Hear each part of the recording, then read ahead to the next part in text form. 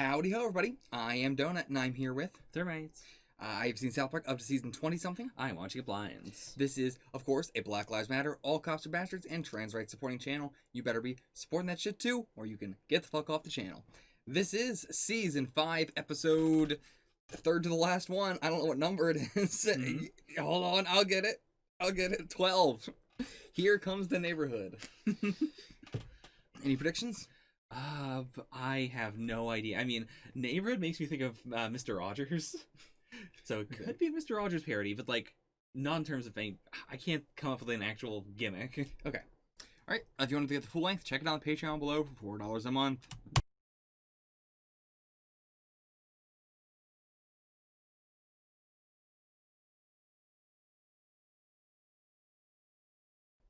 What would you rate the episode? 9 out of 10. Yeah, I think I'm also gonna give it 9 out of 10. Like, it is almost perfect. Yeah. Favorite joke, excluding the end joke there. I mean, it's gotta be the tea. The tea is really... I think mine specifically is, who was it actually that came out of their house? It wasn't Will Smith, was it? It was one of the other ones. I can't remember which one it was. But whoever one of the celebrities coming out and be like, see, time to leave? So good. I do love whenever South Park does the insane logic that does work 100% in their worlds. Oh, yeah.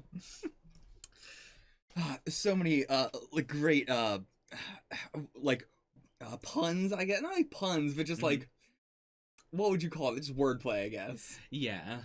Like, the hainted at the end. That was so weird. That was so forced, but I see what they're going for. It is the ultra transparent, hidden joke. Yeah. Like, you cannot watch this episode and take it at face value and understand what the jokes are. Yeah.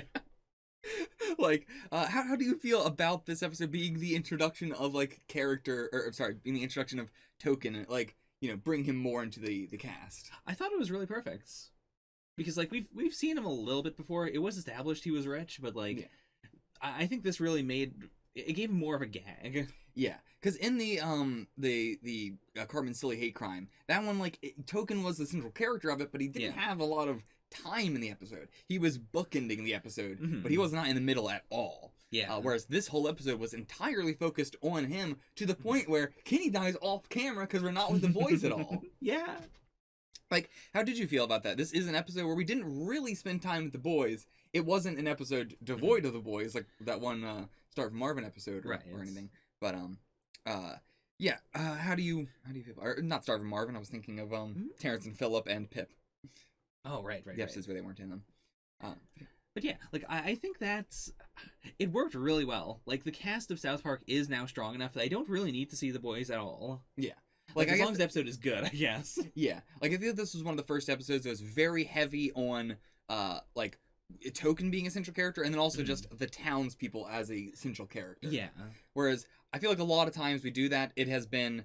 I guess this was also Mr. Garrison focused. I was going to say, a lot of times we do that, it is either Mr. Garrison or it is one of their parents leading the townspeople. Right. Which I guess was the same here, to be fair. But I think what makes it more distinct is that the boys do not get involved in it at all. It's not like something that impacts the boys in any way. Yeah. It's not even really something that impacts Token in any way. It is very relevant to his story, but it is not impacting him in any way. Yeah. Yeah, I really like those kind of episodes where we can, those are the unique episodes I like, as opposed to the ones where, the corn episode, or the ones where they try and do a, very specific parody of something. Sure. Right, so the title being, of course, a play on, There Goes the Neighborhood. Yeah. And Here Comes the Neighborhood. That makes so much sense in hindsight. Because it is making the neighborhood better. Yeah. Even if, fuck rich people. Yeah. I think we should clarify that. Oh, Fuck rich people. I mean, you're not really rich. You are upper class, but you are not rich. But yeah, the rich people are sympathetic in this episode because it is extremely thinly veiled. Yeah. But in any other episode, I do imagine they're probably going to do an actual like gentrification episode some other time. Yeah, like the rich people are very sympathetic in this episode because it is supposed to be like this is very a like okay, how do we bring Token into the cast without it feel like the last time they did it they had to do it as a like hate crime thing, and now it's like okay, how do we bring Token in, like give him a central focusing episode. And I think they found a great way to have it basically be the entire episode is about Token not fitting in because he's black, but that's not what the episode is about. Yeah. Like, it's, they've done very similar things over the course of the show of, like, we want to really establish this character as, this kind of person, so we're going to do it through a metaphor, even if we do, like, are, having it be a... It'll be easier to explain when we get to future episodes. Okay. But, I think this is a good example of that. Like, we want to do a episode where we want to address that Token is different because he's black, but the boys aren't going to care that he's black, even though they already established that in the Chef Chris Sanders thing. But, like, this was a good way to establish that, I think. South Park does a good job of just, like, really hammering in a point over, like, making it so obvious while never saying it. Yeah. It's such a perfect balance. Like, I am in awe of how this episode was so perfectly balanced. Yeah. Except for the lions. The lions, yeah. Really weird. Honestly, I was like, it was not pointless because it had him change his mind, but there was not really anything that changes. Like, it was just, this comedy's bad, I guess I'm gonna leave. Yeah. There's a slight undercurrent with the fact that he had Lion King on DVD. Oh, you know what? That is probably the connection. I didn't think about that. That's probably what we were going with. Yeah. But, like, it is a very small connection. It is like, he likes lions as well, so I guess he'll try to be a lion. Yeah. I didn't think about that. Actually, really glad you pointed that out. Because, I do think that makes it a little bit less fun. I think, like, that is a clear connection as to why he would have, not very clear, but it's more understandable. Yeah, I mean, it's an example, much like the It episode, of, like, there is a connection there, but that doesn't mean that it's great. Yeah, I mean, it's better of a connection than Kyle 1 just showing up at the It meeting. Like, he didn't have any personal reason for that, but him going to the sanctuary does have personal reason to it.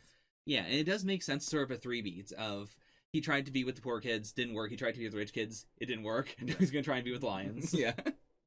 It is very, like, immediate nonsense. Like, I think it'd be equally as funny if it was like, now I'm going to go try and live with the aliens on Marklar, or, just some, like, insane, like, random, like, if I can't do one of these two, then it's gonna be this crazy third-party thing.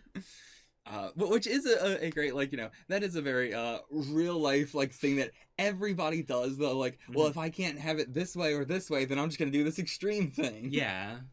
And yeah, we talked about it a bit in the episode, but I do find this very relatable. As both being the brown kid and the upper class kid, and also liking lions. Yeah. They did say that, like, on the commentary for this episode, they were, like, talking about how it was hard to... like, this episode really stands out in the continuity of everything else because they had to work to essentially create a universe in which racism does not exist. Like, so much of this episode does rely on racism not even like they're not considering that, just like that it doesn't exist at all. Yeah. And yeah, it's interesting that I guess I could say this because it's not going to happen. Okay. But they wanted the very next episode to immediately start with following up exactly what just Garrison saying, "Gers."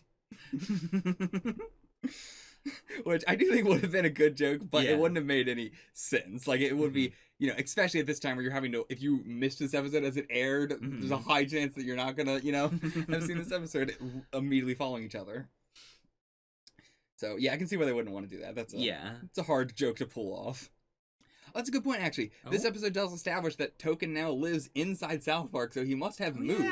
Because he did live outside South Park and had to take a bus in. Right. Specifically for diversity. Like, the town bus him in for diversity.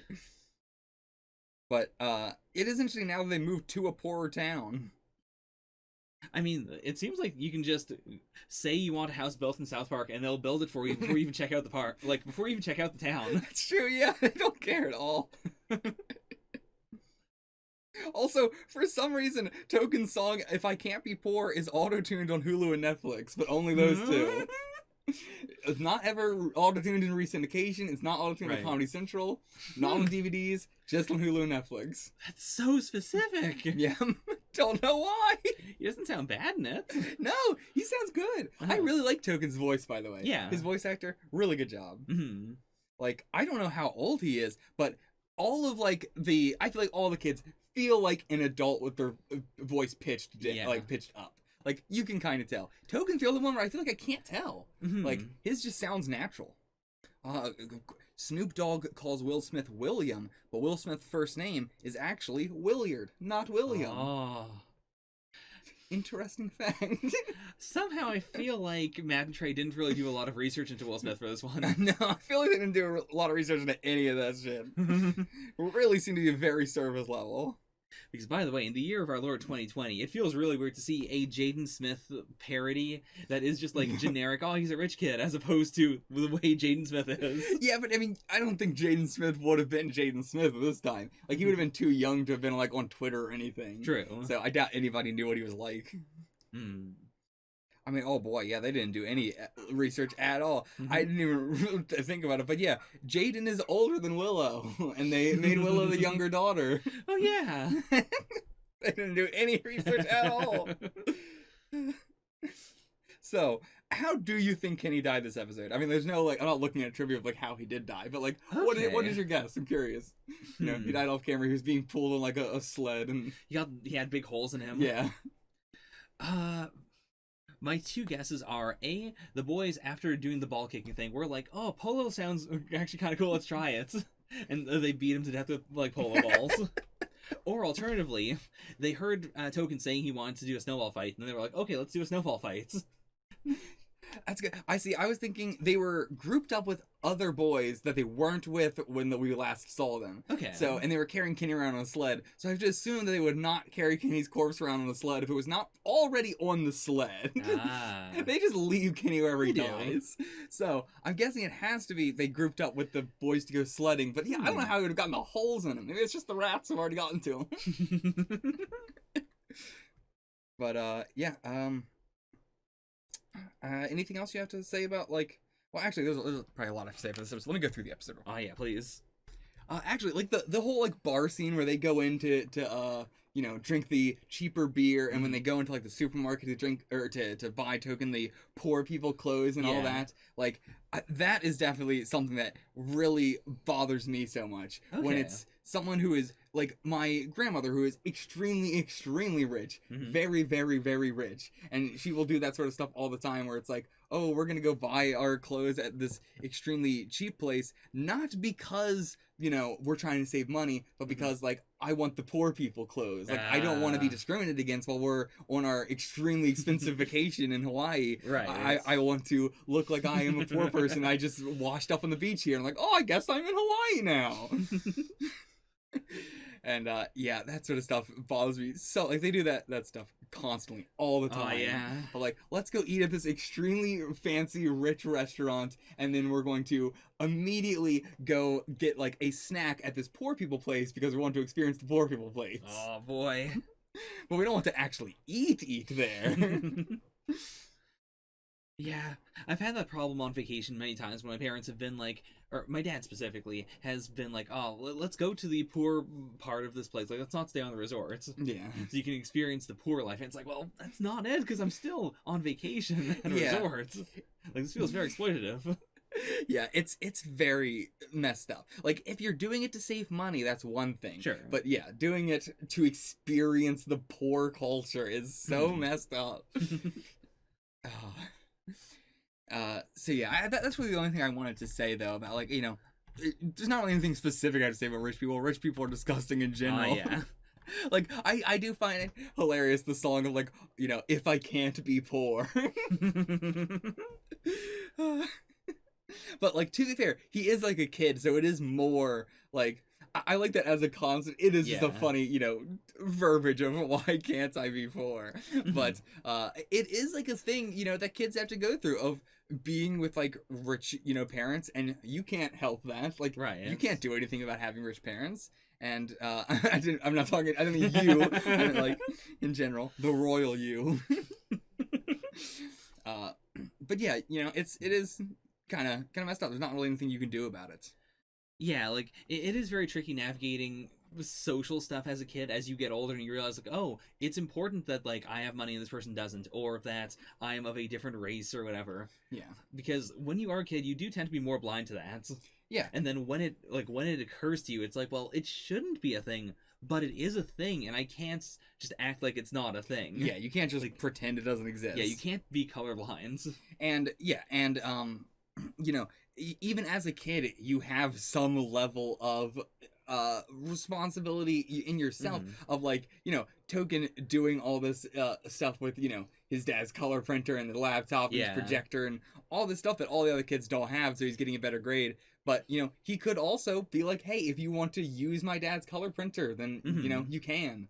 You know, various stuff like that. Or, like, even being as extremely poor as I am, I would be friends with people who are even poorer than I was. So it's like, well, if we're going to go to McDonald's and get, like, some $2 sandwiches, I'll pay for them because it's $2. It's not that, you know, big of a deal or whatever. And it's, you know, helping them out because they don't have any money. Yeah. And, yeah, you know, doing your part and, you know, it is not like a pity thing. It is a, you know, doing your part thing. Yeah. I think there's a distinct difference there. Yeah.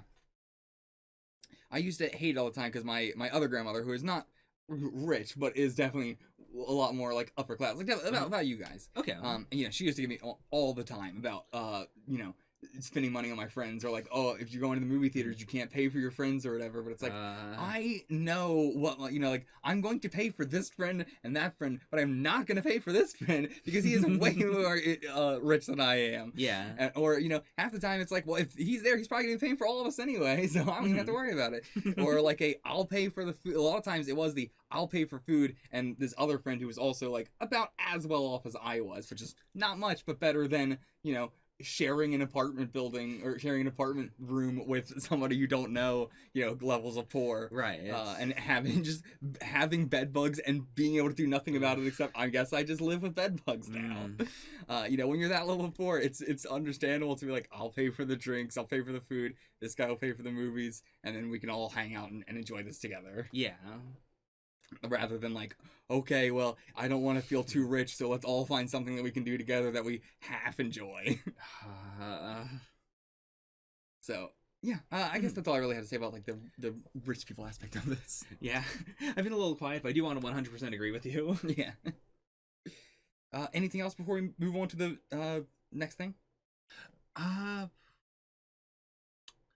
I think we covered it. Yeah, I think we're good. All right, next is I guess I should say next time on South Park, Kenny dies. Oh. See you guys for that. Till then, get the fuck out of here.